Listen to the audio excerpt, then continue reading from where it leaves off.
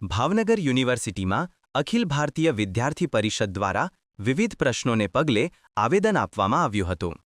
અખિલ ભારતીય વિદ્યાર્થી પરિષદ દ્વારા યુનિવર્સિટીમાં એક્સટર્નલ એડમિશનના પ્રશ્નો, સિક્યુરિટી ગાર્ડના પ્રશ્નો, સફાઈકર્મીના પ્રશ્ન, રોડ રસ્તાના પ્રશ્નો અને યુનિવર્સિટીના કેમ્પસમાં સીસીટીવી અને પરીક્ષા સમયે પણ કેટલીક કોલેજોમાં સીસીટીવી બંધ હોવાને લઈને આવેદનપત્ર આપ્યું હતું. જો કે કલાકો સુધી એબીવીપીના કાર્યકરો અને ધરણા પર બેસી ગયા હતા અને ચકમક પણ જરી હતી. જો કે હાલના વીસીની કામગીરી કરવાની પદ્ધતિ વિદ્યાર્થી આગેવાનોને સમજાતી નથી. જો કે યુનિવર્સિટીમાં લાંબા સમયથી રોડની હાલત બિસ્માર બની ગઈ હતી, ત્યારે આજના આંદોલનના ફલ સ્વરૂપે રોડની કામગીરી શરૂ થઈ હોવાનું બિનસત્તાવાર જાણવા મળ્યું છે. કેમેરામેન નિલોફર સાથે રિપોર્ટર ફિરોજ મલિક, ભાવનગર.